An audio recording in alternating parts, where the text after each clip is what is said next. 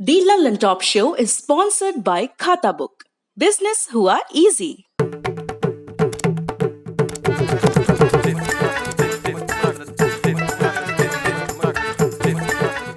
झंझट से मुक्ति, खाता बुक से दोस्ती। खाता बुक, बिजनेस हुआ इजी।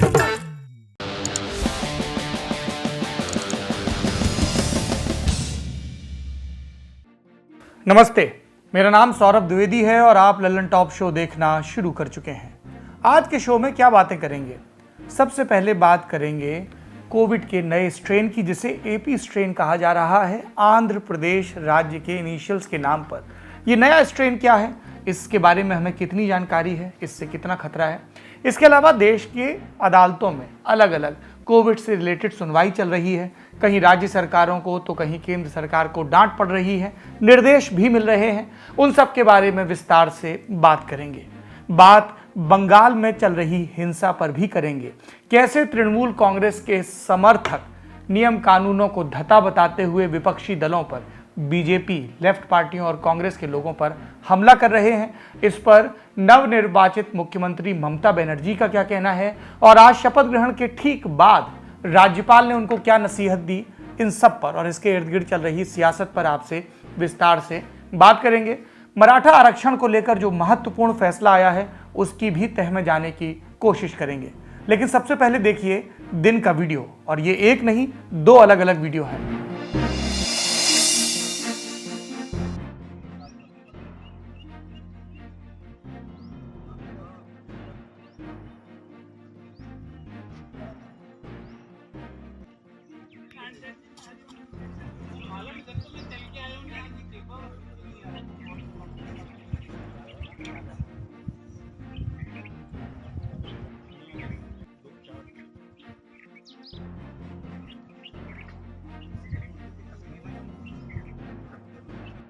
ये पहला वीडियो आपने देखा। कोरोना के चलते गांव की क्या हालत है, ये वीडियो उसकी सिर्फ झलक दे रहा है। हालत इतने खराब कि पेड़ों की टहनियों से सलाइन की बोतल लटकाकर मरीजों को चढ़ाई जा रही है। बगीचे में दरी बिछाकर झोला छाप डॉक्टरों के हवाले मरीजों को कर दिया गया है। खांसी जुकाम बुखार होने पर गांव वाले इस डर से अस्पताल नहीं जा रहे कि कहीं कोरोना वार्ड में भर्ती न कर दिया जाए। और इस इलाज के दौरान ना तो सोशल डिस्टेंसिंग का ख्याल, न किसी ने मास्क पहना। ये वीडियो मध्य प्रदेश के आगर मालवा जिले के धानिया खेड़ी गांव का है।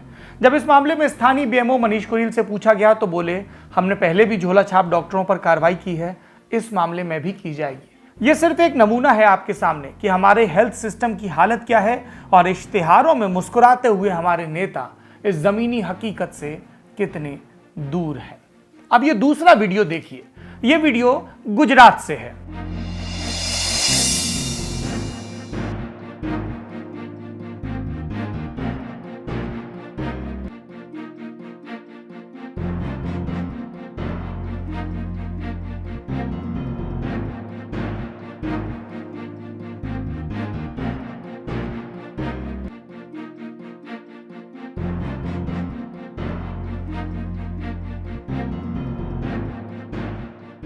वीडियो सानंद से है। यहां पर अफवाह फैली कि देवता को जल अर्पित करने से कोविड दूर हो जाएगा और निकल पड़ी सैकड़ों हजारों की संख्या में महिलाएं। हमें इस तरह की अफवाह से बचना है। हमें साइंटिफिक टेम्परामेंट, वैज्ञानिक सोच रखनी है। अगर हम इस तरह से भीड़ लगाएंगे तो हम अपनी जिंदगी को, अपनों की जिंदगी को जोखिम में डालेंगे। हालांकि पुलिस ने इसमें कार्रवाई की है और लगभग 2 दर्जन लोगों को गिरफ्तार करने की बात भी कही है।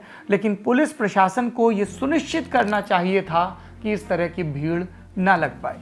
किसी भी तरह का धार्मिक टोटका या धार्मिक कृत्य अगर लोगों के स्वास्थ्य के आड़े आता है तो उसे सख्ती से रोका जाना चाहिए। यही सख्ती कुंभ के पहले दिखाई गई होती तो शायद कोविड आज कुछ नियंत्रण में होता। लेकिन जितनी भी देर हुई है, अब इस तरह के आयोजनों पर सख्ती से रोक लगाई जानी चाहिए। हमने आपको 2 वीडियो दिखाए, कोविड की 2 अलग अलग तस्वीरें दिखाते हुए। अब सुर्खियों की तरफ चलते हैं। पहली सुर्खी में बात कोरोना से जुड़े सरकारी आंकड़ों की।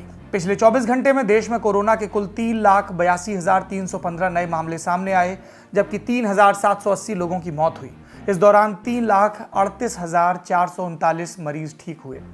वैसे तो आप सब प्रज्ञावान दर्शक हैं, आपने गौर किया होगा, फिर भी दोहरा देता हूं, ये सरकारी आंकड़े हैं, क्योंकि लोगों के जो आंकड़े हैं वो ये कह रहे हैं कि कई जगहों पर RT-PCR टेस्ट नहीं हो रहा है और कई जगह सैंपल देने के बाद कई दिन के बाद रिजल्ट बताया जा रहा है। आंकड़ों को लेकर हमारा सरकारी सिस्टम कितना लापरवाह है, हम लगातार पब्लिक हेल्थ और दूसरे विशेषज्ञों से जुड़ी बातचीत में इस मुद्दे को उठा रहे हैं। अभी सरकारी आंकड़ों की बात को आगे बढ़ाते हैं। अगर राज्यों के हिसाब से आंकड़े लें तो नए मामलों के मामले में महाराष्ट्र अभी भी सबसे ऊपर है 51,880 के साथ। दूसरे नंबर पर कर्नाटक, तीसरे पर यूपी, चौथे पर तमिलनाडु और पांचवें पर आंध्र प्रदेश। इन राज्यों में क्या आंकड़े हैं आपको स्क्रीन पर दिख रहे होंगे। दूसरी सुर्खी RBI reserve bank of India से। आज रिजर्व बैंक के गवर्नर शक्तिकांत दास ने कोविड-19 से संबंधित स्वास्थ्य सुविधाओं के लिए 50,000 करोड़ रुपए की विशेष लिक्विडिटी की घोषणा की। अब ये क्या है मामला?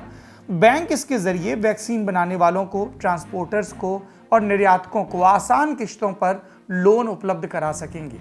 जो अस्पताल हैं या हेल्थ सर्विस प्रोवाइडर हैं दूसरे, उनको भी इसका लाभ मिलेगा और ये सुविधा 31 मार्च 2022 तक जारी रहेगी। RBI गवर्नर ने कहा कि लोन रेपो रेट पर यानी काफी किफायती ब्याज दर पर दिया जाएगा और फिलहाल रेपो रेट कितना है? 4%। गवर्नर ने कहा कि RBI कोरोना की स्थिति पर नजर बनाए है। इसकी पहली लहर के बाद अर्थव्यवस्था में अच्छी रिकवरी दिखी थी, लेकिन दूसरी लहर के फैलाव को देखते हुए व्यापक और त्वरित एक्शन की जरूरत है। शक्तिकांत दास ने KYC यानी नो योर कस्टमर नियमों में भी बदलाव की जानकारी दी। बताया कि अब वीडियो के जरिए KYC को मंजूरी दे दी गई है, मतलब पेटीएम, फोनपे जैसे ऐप के लिए भी अब KYC वेरिफिकेशन कराना ज्यादा आसान होगा। उन्होंने कहा कि RBI नागरिकों, व्यापारिक संस्थाओं और दूसरी लहर से प्रभावित संस्थानों के लिए अपने सभी संसाधनों का इस्तेमाल करेगा। अगली सुर्खी की तरफ बढ़ते हैं और अगली कुछ सुर्खियां सुप्रीम कोर्ट के हवाले से हैं। कल दिल्ली हाई कोर्ट ने केंद्र सरकार को आवश्यक ऑक्सीजन की आपूर्ति में विफलता पर अवमानना की कार्रवाई के लिए कारण बताओ नोटिस जारी किया था। दिल्ली हाई कोर्ट के आदेश के खिलाफ केंद्र ने आज सुप्रीम कोर्ट का दरवाजा खटखटाया। सुप्रीम कोर्ट ने दिल्ली हाई कोर्ट के नोटिस पर रोक लगा दी। सुप्रीम कोर्ट ने कहा कि न्यायिक अवमानना से दिल्ली की समस्याओं का समाधान नहीं होगा। जब देश महामारी का सामना कर रहा है तब अदालत का प्रयास सभी स्टेक होल्डर्स के साथ सक्रिय रूप से समस्या हल करने का होना चाहिए। कोर्ट ने यह भी कहा, अधिकारियों को जेल में डालने या अवमानना के लिए दोषी ठहराने से फिलहाल ऑक्सीजन नहीं मिलेगी। हमें सॉल्यूशन खोजना पड़ेगा, सुनिश्चित करना होगा कि लोगों का जीवन बचे। कोर्ट ने केंद्र सरकार को सारणीबद्ध चार्ट के साथ यानी एक टेबल बनाकर योजना बताइए कि सुनिश्चित करिए कि कैसे 700 metric ton liquid medical oxygen की आपूर्ति होगी, जिसका सुप्रीम कोर्ट ने आदेश दिया। वो टेबल पेश करिए, ऐसा कहा। सॉलिसिटर जनरल ने सीमित उपलब्धता का हवाला देकर 500 मीट्रिक टन ऑक्सीजन को दिल्ली के लिए पर्याप्त बताया और इसे कोर्ट ने, जो नरेंद्र मोदी सरकार का तर्क था, खारिज कर दिया। कोर्ट ने कहा कि जमीनी स्थिति देखने पर पता चलता है कि 500 मीट्रिक टन ऑक्सीजन का आवंटन पर्याप्त नहीं है। कोर्ट ने सुझाव दिया कि ऑक्सीजन की कमी से निपटने के लिए मुंबई द्वारा अपनाए गए मॉडल को दिल्ली में अपनाया जाना चाहिए।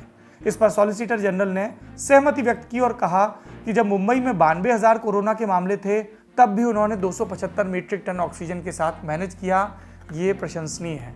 इसकी एक व्याख्या ये भी हो सकती है कि नरेंद्र मोदी सरकार ने सुप्रीम कोर्ट में उद्धव ठाकरे सरकार के मुंबई में कोविड मैनेजमेंट की तारीफ की। यहां पर आप चाहें तो मैं नत्थी कर सकता हूं सोशल मीडिया की वो सारी SOS पोस्ट जो अभी भी दिल्ली NCR से आ रही हैं और जिसमें ये खबरें हैं कि अमुक अस्पताल में ऑक्सीजन की सिर्फ इतनी सप्लाई बची है। चौथी सुर्खी ये भी सुप्रीम कोर्ट से। सुप्रीम कोर्ट ने आज महाराष्ट्र सरकार के मराठा आरक्षण वाले कानून को खारिज कर दिया। 5 जजों वाली संवैधानिक बेंच ने एक मत से यह फैसला दिया। इसमें संवैधानिक पीठ ने कहा कि मराठा समाज को शैक्षणिक और सामाजिक रूप से पिछड़ा नहीं माना जा सकता। इसके अलावा कोर्ट ने आरक्षण पर 50% की सीमा के इंदिरा साहनी वर्डिक्ट को भी रिव्यू करने की मांग खारिज कर दी।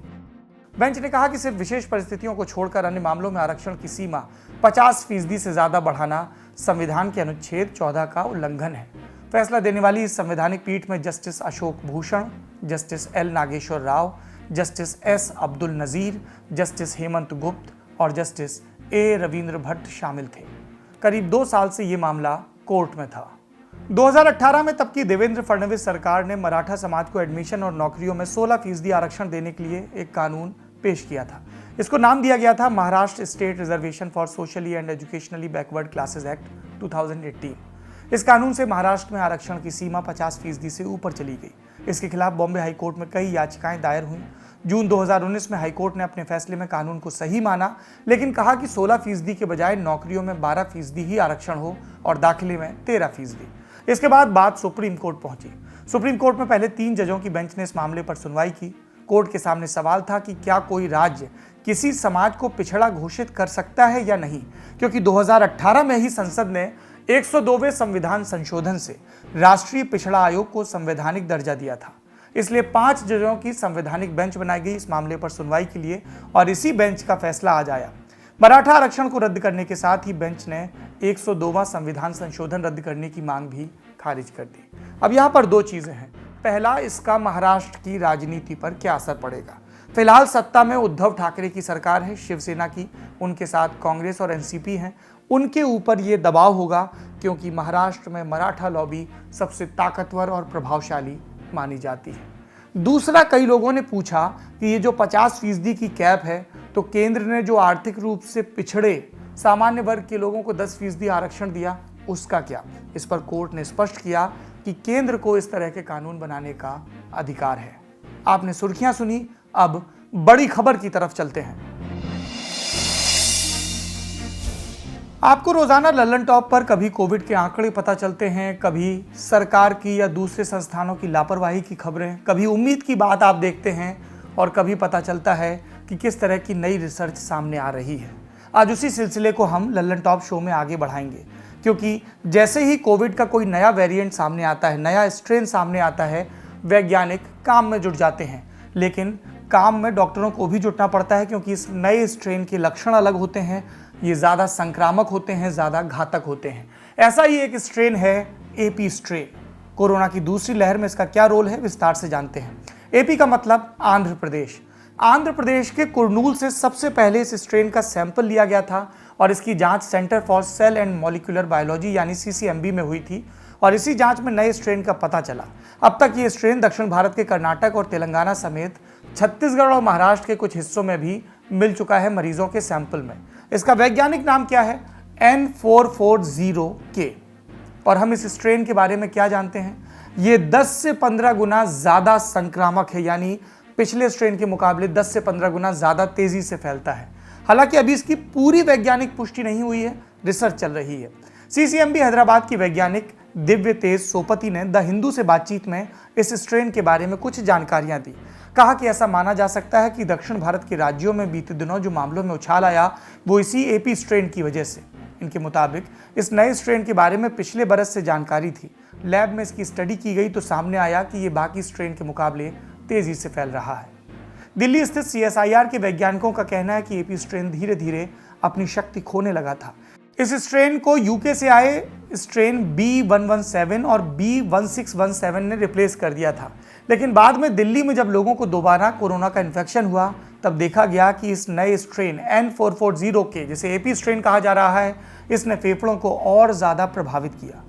ये तेज़ी से फैलता है, वैज्ञानिक मान रहे हैं, लेकिन कितना जानलेवा है, इस वेरिएंट से कितनी मौतें हो रही हैं, इसके बारे में डेटा नहीं है। मैंने आपको शुरुआत में कहा, आंकड़ों को लेकर हम बहुत लापरवाह हैं।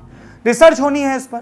आंध्र मेडिकल कॉलेज के प्रिंसिपल पीवी सुधाकर, उनका एक बयान मिलता है अखबारों को दिया, जिसमें वो कहते हैं कि इस स्ट्रेन की वजह से ज़्यादा नए केस आ रहे हैं। उन्होंने ये भी कहा कि इस स्ट्रेन का इंक्यूबेशन पीरियड, यानी संक्रमण और लक्षणों के उभरने का समय, इसके बीच का जो गैप है, ये बहुत कम है। पहले के केसेस में लोगों को ऑक्सीजन की कमी 1-8 हफ्ते पर पता चलती थी, लेकिन इस नए स्ट्रेन में 3-4 दिनों के भीतर ये स्थिति आ जा रही है, जिसके चलते ऑक्सीजन और बेड की समस्या भी हो रही है। पिछले साल कोरोना को लेकर यह कहा जाता था कि जो लोग फिट हैं या अच्छी इम्यूनिटी वाले, उनमें संक्रमण के बाद भी लक्षण नहीं दिखते, एसिम्प्टोमेटिक कहते थे हम इन लोगों को। लेकिन इस स्ट्रेन के बाद एक्सपर्ट्स की राय बदल रही है। जो लोग फिजिकली फिट हैं, इम्यूनिटी अच्छी है, उनमें भी ये स्ट्रेन संक्रमण पैदा कर रहा है। अभी इसको लेकर और रिसर्च हो रही है, सभी बातें नहीं पता, पर यह अनुमान है कि साउथ इंडिया में ये स्ट्रेन संक्रमण बढ़ाने के लिए जिम्मेदार है। और जब ये संक्रमण बढ़ रहा है तो दक्षिण भारत से भी संसाधनों की कमी की खबरें आ रही हैं। साइंटिफिक थ्योरी पे अगर जाते हैं, so this is the recent preprint जो अभी प्रेस में मतलब पब्लिश हुआ है, प्रीप्रिंट वो centre for cellular molecular biology है, CCMB करके CSIR का लैब हैदराबाद में, उन्होंने ये रिपोर्ट पहले ये पब्लिश किया है जिसमें इन्होंने इसके बारे में बात किया है। ठीक है, now let's go to the first की ये जो मीडिया में अभी क्रिएट किया गया है हाइप और साइंस में कितना डिफरेंस है। सो पेपर क्या बोल रहा है, उन्होंने जो भी सीक्वेंसेस सबमिटेड थे उसका एनालिसिस किया और उन्होंने ये पाया है कि पूरे वर्ल्ड में N440 के जो स्ट्रेन पाए गए हैं उसका सबसे मैक्सिमम परसेंटेज वो इंडिया में है, राइट ना। उसमें उन्होंने जब इंडिया में पाए जाने वाले सीक्वेंसेस में कंपेयर किया तो ओनली 5% जो केसेस हैं वो N440 की वजह से थे, not much, just 5%। But what they have found in that 5% is that कि इन मार्च से अप्रैल के बीच में इसका सर्ज ज्यादा हुआ है। मतलब अगर तुम उस 5% में भी आप देखते हो तो ज्यादातर लाइक अराउंड 10% तक केसेस इसके बढ़ के हुए हैं सिर्फ मार्च से अप्रैल के बीच में। तो उसके बेस पे प्रपोज किया गया है कि ये एक सर्ज कॉज कर रहा है, particularly in the region of Andhra and Telangana वाला रीजन, राइट नाउ। इसके लेकिन ये कहना कि ये इन्फेक्शियस है, इवन जो पेपर जिन्होंने पब्लिश किया उन्होंने भी ये बहुत क्लैरिफाई किया है कई जगहों पे कि ये इन्फेक्शियस, इसको कहना is not right at the moment. First of all अभी डेटा इतना ज्यादा नहीं है। सेकेंडली जस्ट 5% केसेस हैं जो ये वाला स्ट्रेन दिखा रहे हैं एंड वो खुद भी क्लेम कर रहे हैं कि देयर इज अ पॉसिबिलिटी कि इसको ये हमारा जो डबल म्यूटेंट स्ट्रेन या यूके का स्ट्रेन है जो हाईली इन्फेक्टिव है, ऑलरेडी प्रूवन है, वो वाला स्ट्रेन इसको ओवरटेक कर सकता है। इसको इन्फेक्शियस किस बेस पे किया गया है, दिखाया गया है कि उन्होंने अपने पेपर में क्या किया कि जो N440 स्ट्रेन है उसको उसके पेरेंट स्ट्रेन के साथ कंपेयर किया। जो पेरेंट स्ट्रेन है वो पुराना स्ट्रेन है जो लेस इन्फेक्शियस था, उसके कंपैरिजन में ज्यादा इन्फेक्शियस है। लेकिन इसका कोई कंपैरिजन अभी यूके या डबल म्यूटेंट वाले वेरिएंट के साथ नहीं किया गया है। समझ रहे आप? तो ये एक मिसकंसेप्शन और आई वुड से एक मिसलीडिंग इंफॉर्मेशन फैलाया गया है कि अभी ये ज्यादा it's more infectious as compare to others और highly it's the reason behind the second wave or surge in the southern India और particularly आंध्र प्रदेश। ये वाला रीजन अभी इससे क्लियर नहीं होता है बिकॉज उसके लिए आपको कंपेयर करना पड़ेगा इसको विद अदर वेरिएंट स्ट्रेन जो अभी चारों तरफ फैल रहा है, राइट। सो अभी तक जो डेटा है वो ये बता रहा है कि yes this strain is present in India, it is present other places also but it is prevalent in India particularly in southern part, but whether it is the reason behind the surge in the southern India or other part of India, it is not yet proven. Whether it is more virulent as compared to double variant or UK strain, that is still not proven. So it is something I would say कि ये बहुत clarify करना जरूरी है कि virus के नए नए वेरिएंट आते रहेंगे बिकॉज जितना ये वायरस डिफरेंट पर्सन में जाएगा उतना इसमें म्यूटेशन होगा और जितना म्यूटेशन होगा उसमें चांसेस है कि कुछ ऐसे वेरिएंट आएंगे वो जो ज्यादा इन्फेक्शियस हो सकते हैं, ज्यादा विरुलेंट हो सकते हैं, वो ज्यादा लोगों को फैल सकता है। तो उस बेस पे आते रहेंगे और ये भी एक वेरिएंट है जिसमें इंटरेस्ट होना चाहिए, जिसके बारे में स्टडी करना चाहिए। बट राइट नाउ ये बोलना कि ये मोर इन्फेक्शियस है as compare to these strain is wrong. Data जो है वो ये दिखा रहा है कि ये इन्फेक्शियस है as compare to the older strain, right, not as compared to the new variants like UK variant or double mutant variant जो हमारे इंडिया में भी देखा गया है। So this is in a nutshell ये पेपर बात करता है। सेकेंड थिंग क्या है कि इनका जो स्टडी है वो स्टडी इन्होंने इन्फेक्शियस का किया है सेल लाइंस में।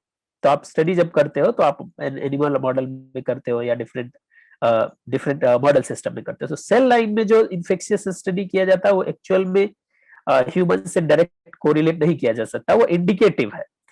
तो इसके बेस पे भी आप डायरेक्टली नहीं बोल सकते हो कि ये ज्यादा इन्फेक्शियस है और इसका ऑब्वियसली कंपैरिजन जब तक आप यूके और डबल म्यूटेंट के साथ नहीं करोगे you cannot conclude that this is more infectious as compared to these strains which we are already witnessing in Delhi or Maharashtra. संसाधनों की कमी या अस्पताल की लापरवाही, इस तरह की खबरें पहले भी हमने आपको बताई। उत्तर भारत से खूब सारी, दक्षिण भारत से कुछ कम, लेकिन अब वहां से ऐसी खबरें आ रही हैं, मसलन तमिलनाडु। इसके चेन्नई के पास चेंगलपट्टू में 4 मई की रात 10 मरीजों की मौत हो गई 4 घंटे के भीतर। परिजनों का आरोप ऑक्सीजन की कमी।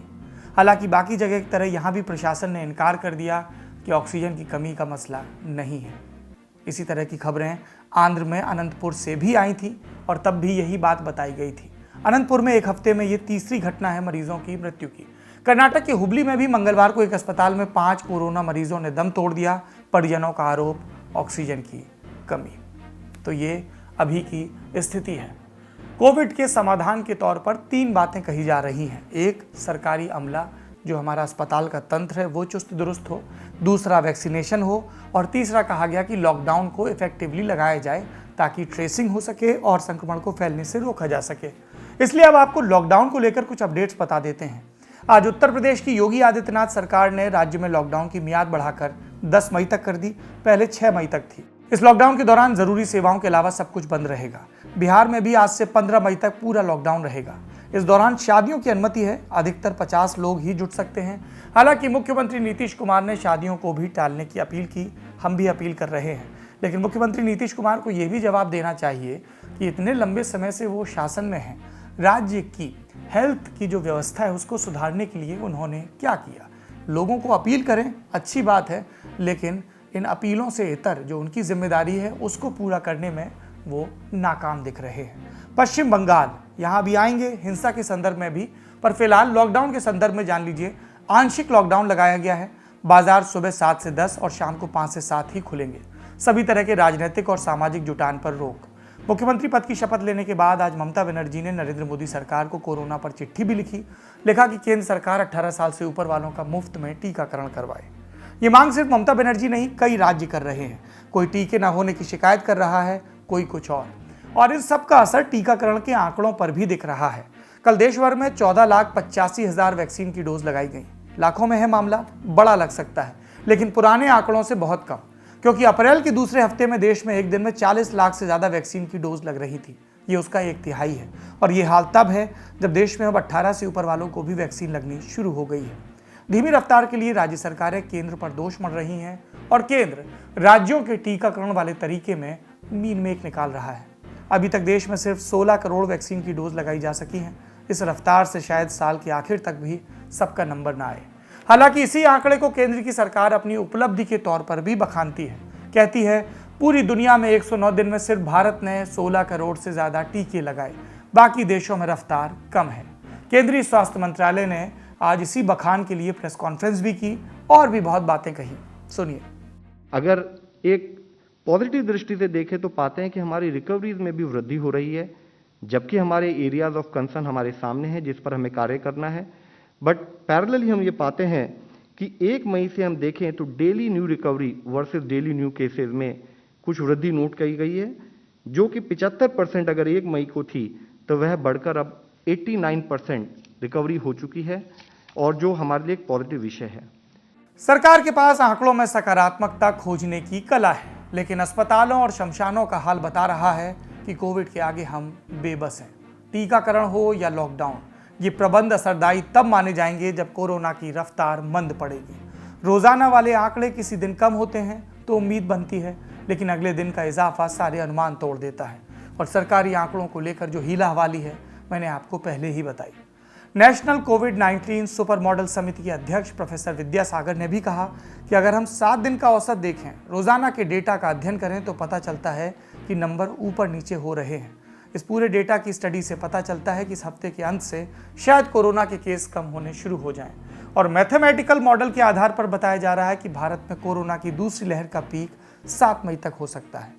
प्रोफेसर विद्यासागर के मुताबिक ये दूसरी लहर महाराष्ट्र से शुरू हुई, लेकिन वहाँ पर अब केस कम होने लगे हैं। जो प्रदेश महाराष्ट्र के नज़दीक हैं वहाँ भी केस कम होंगे और देश भर में मरीजों में गिरावट आएगी। लेकिन इस मैथमेटिकल मॉडल के सामने शादी ब्याह के उत्सव हैं। गुजरात का आपने शुरुआत में वीडियो देखा। उत्तर प्रदेश में जो कुंभ के बाद, कुंभ बगल के राज्य में हुआ लेकिन यहाँ से भी खूब दर्शनार्थी गए। दूसरा सुपर स्प्रेडर इवेंट पंचायत, उनकी वोटिंग और फिर काउंटिंग और उसके बाद के जश्न, कल आपको वीडियो दिखाया। इन सब के बाद अभी मरीजों की संख्या में कितनी गिरावट आएगी इसको लेकर संशय है। तो ये पीक की एक थ्योरी सामने आ गई है, लेकिन अभी इसकी पुष्टि बाकी है। वैसे बात यह भी हो रही है कि थर्ड वेव आ सकती है। आज केंद्र सरकार के अधिकारियों ने भी इसे लेकर आशंका जताई। केंद्र सरकार ने प्रमुख वैज्ञानिक सलाहकार डॉक्टर के विजय राघवन, ये व्यक्ति हैं, इन्होंने कहा कि जिस रफ्तार से इस कोरोना वायरस का संक्रमण फैल रहा है, तीसरी लहर को आने से नहीं रोका जा सकता। लेकिन इस समय ये कहना मुश्किल है कि ये कब आएगी। उम्मीद है कि हम इससे सबक लेकर दूसरी लहर से तीसरी लहर के खिलाफ बेहतर तैयारी करेंगे। ये आज की कोविड की बातें थी। अब चलते हैं दूसरे सेक्शन की तरफ, बात करते हैं बंगाल, वहां पर काउंटिंग के बाद की चुनावी हिंसा और ममता बनर्जी की शपथ की। बंगाल के चुनाव में लगभग 3/4 बहुमत हासिल करने के बाद आज ममता बनर्जी ने तीसरी दफा पश्चिम बंगाल के मुख्यमंत्री पद की शपथ ली। उनके अलावा किसी मंत्री ने अभी शपथ नहीं ली है, यानी अकेले थी। राज्यपाल जगदीप धनखड़ ने उन्हें पद और गोपनीयता की शपथ दिलाई। इसके बाद ममता बनर्जी ने कहा कि कोरोना के खिलाफ लड़ाई उनकी प्राथमिकता रहेगी। ममता ने चुनाव के बाद राजनीतिक हिंसा में संलिप्त लोगों पर सख्त कार्रवाई की बात भी कही। कहा, हिंसा की घटना बर्दाश्त नहीं की जाएगी, चाहे जो भी हो। पश्चिम बंगाल को अशांति पसंद नहीं है, सभी संयम बनाए रखें और हिंसा ना करें। যে আমি সবাইকে সব রাজনৈতিক দলের কাছে আবেদন করব যে সবাই শান্তি বজায় রাখুন, শৃঙ্খলা বজায় রাখুন, সংহতি বজায় রাখুন। বাংলা কিন্তু কোনো অশান্তি পছন্দ করে না এবং আমি নিজেও করি না। আমি প্রত্যেককে বলবো প্লিজ টেক প্রপার কেয়ার যাতে কোনো ভায়োলেন্স কোথাও না হয় এবং কোথাও কোথাও ইলেকশনের পরে কিছু স্পোরাডিক ইনসিডেন্ট হয়। আমি আজ থেকে ল অ্যান্ড অর্ডার ট্যাকেল করব এবং কঠোর হস্তে আমি এগুলো মোকাবিলা করব। এটা আমার সেকেন্ড কাজ। আমি ফিরে গিয়ে আমি যেটা যেটা ল অ্যান্ড অর্ডারের যেখানে যেখানে যাদের পোস্টিং করা সেগুলো করে যাতে কোনো রকম কোনো অশান্তি কোথাও না হয়, আর যদি কেউ অশান্তি করে তার বিরুদ্ধে কড়া পদক্ষেপ নিতে আমি কিন্তু পেছপা হব না। इसके बाद राज्यपाल जगदीप धनखड़ ने भी राजनीतिक हिंसा के मुद्दे पर ममता बनर्जी को टोका। उन्हें अपनी छोटी बहन बताते हुए राज्यपाल ने कहा, राज्य में कानून व्यवस्था का राज होना चाहिए। उम्मीद है ममता बनर्जी संविधान के हिसाब से चलेंगी। Our first priority is we must bring end to this senseless violence, horrendous violence that has affected society at large. Post-poll violence, if it is retributive, is antithetical to democracy. I have every hope that the Chief Minister on urgent basis will take all steps to restore rule of law and ensure that those who have been hurt, particularly children and women, relief is accorded on a priority basis. राज्यपाल की इस टिप्पणी का जवाब देते हुए ममता बनर्जी ने चुनाव आयोग पर ठीकरा फोड़ दिया। कहा कि अब तक सब चुनाव आयोग के अधीन था, मैंने अभी शपथ ली है, नए सिरे से व्यवस्था करूंगी। और ममता बनर्जी ने इसके बाद क्या किया, पद संभालते ही चुनाव आयोग के द्वारा तैनात किए गए सभी अधिकारियों का ट्रांसफर कर दिया। चुनाव आयोग ने पश्चिम बंगाल का डीजीपी बनाया था नीरज नयन पांडे को, उनका भी तबादला कर दिया। कहा कि अब वीरेंद्र नए डीजीपी होंगे और जावेद शमीम नए एडीजी। सभी एसपी और कमिश्नर, उन्हें भी तुरंत हिंसा रोकने के आदेश दिए गए और कहा गया कि हिंसा में जो लोग शामिल हैं उन पर सख्त कार्रवाई हो। यह भी कहा कि हिंसा वहां ज्यादा हो रही है जहां बीजेपी जीती है, बीजेपी के लोग फेक न्यूज फैला रहे हैं। मुख्यमंत्री ने ये इल्जाम भी लगाया। आप अब जानिए कि बीजेपी ने क्या कहा। बीजेपी ने बंगाल में जारी राजनीतिक हिंसा के लिए सीधे तौर पर तृणमूल कांग्रेस को जिम्मेदार बताया। पार्टी के राष्ट्रीय अध्यक्ष जेपी नड्डा ने कहा कि जिनके ऊपर रक्षा की जिम्मेदारी है वही लोग इस हिंसक तांडव के लिए जिम्मेदार हैं। यहाँ हमारे कार्यकर्ताओं पर अटैक हुआ है, मैं मिला हूं उन लोगों से, उन परिवारों से जो हमारे कार्यकर्ता शहीद हुए हैं। मैं आज भी जाने वाला हूं। यह लड़ाई एक निर्णायक मोड़ तक लड़ेगी। बंगाल में राजनीतिक हिंसा के खिलाफ आज बीजेपी ने राष्ट्रव्यापी प्रदर्शन भी किया। पार्टी अध्यक्ष नड्डा ने कोलकाता स्थित पार्टी कार्यालय पर धरना दिया। उनके साथ पार्टी के नवनिर्वाचित विधायक भी मौजूद थे। जेपी नड्डा ने सभी को राजनीतिक हिंसा खत्म करने की शपथ भी दिलाई। हिंसा में मारे गए पार्टी कार्यकर्ताओं के परिजनों से भी भारतीय जनता पार्टी के राष्ट्रीय अध्यक्ष लगातार मिल रहे हैं। दूसरी तरफ नतीजे आने के 3 दिन बाद भी राजनीतिक हिंसा रुकने का नाम नहीं ले रही। कहीं बीजेपी टीएमसी पर तो कहीं टीएमसी बीजेपी पर हिंसा का आरोप लगा रही है। इन आरोपों में जो तथ्य हैं वो ये कि दोनों तरफ के लोग मारे जा रहे हैं, घर तोड़े जा रहे हैं, गाड़ियों में आग लगाई जा रही है। और इस तथ्य के साथ एक सत्य ये है कि आपको पता है कि जो सत्ता में होता है वो कितना पीड़ित होता है और कितना पीड़ा देने में सक्षम होता है। आज हुगली, तारकेश्वर, बालाघाट, गोघाट में टीएमसी और बीजेपी कार्यकर्ताओं के बीच हिंसक झड़प हुई। इसमें एक टीएमसी समर्थक की मौत भी हुई। बालाघाट में एक टीएमसी समर्थक के पेट में चाकू मारा गया, कान काट लिया गया। इसका इल्जाम बीजेपी समर्थकों पर लग रहा है। उधर तारकेश्वर में चुनाव प्रचार के दौरान केंद्रीय मंत्री स्मृति ईरानी ने जिस कार्यकर्ता के घर खाना खाया था, उनके घर पर हमला किया गया, परिवार को जान से मारने की धमकी दी गई। बीजेपी का आरोप है कि टीएमसी के लोगों ने बीजेपी नेता सुमित्रा राउत के सास ससुर को घर छोड़कर चले जाने वरना जान से मारने की धमकी दी। तारकेश्वर सीट पर बीजेपी प्रत्याशी की हार के बाद सुमित्रा राउत पहले ही घर छोड़कर जा चुकी हैं। आरोप टीएमसी के समर्थकों पर। गोघाट में दोनों पार्टियों के बीच झड़प हुई, 4 लोग घायल हुए। कई जगह इस तरह से हिंसा और पलायन की खबरें आ रही हैं। लेफ्ट पार्टियां और कांग्रेस भी टीएमसी के समर्थकों पर इसी तरह के इल्जाम लगा रही हैं। ऐसे में हम क्या करें? एक तो उम्मीद कर सकते हैं सात्विक किस्म की कि मुख्यमंत्री पद की शपथ लेने के बाद ममता बनर्जी प्रदेश के लोगों को सुरक्षा का भरोसा दिलाएं, क्योंकि मुख्यमंत्री किसी पार्टी का नहीं होता, वो संविधान की शपथ लेता है। उसके अधिकार के तहत वो पूरे प्रदेश की रक्षा के लिए उत्तरदायी होता है। और अगर ममता बनर्जी ऐसा करने में अक्षम होंगी तो न सिर्फ ये उनकी राजनीतिक छवि के लिए गलत होगा, बल्कि इस देश के नागरिकों की लोकतांत्रिक आस्था पर भी चोट होगी। और तब केंद्र की सरकार अपने स्तर से बंगाल में दखल भी देगी, रपट मांगने से भी ज़्यादा। क्योंकि किसी भी प्रदेश में किसी भी राजनीतिक दल को, चाहे वो सत्ता में हो, जैसे बंगाल में टीएमसी है, या विपक्ष में हो, हिंसा का अधिकार नहीं है। और सरकार के दम पर गुंडई का तो कतई नहीं। आज के लल्लन टॉप शो में इतना ही। अपना और अपनों का ख्याल रखिए। शुभ रात्रि।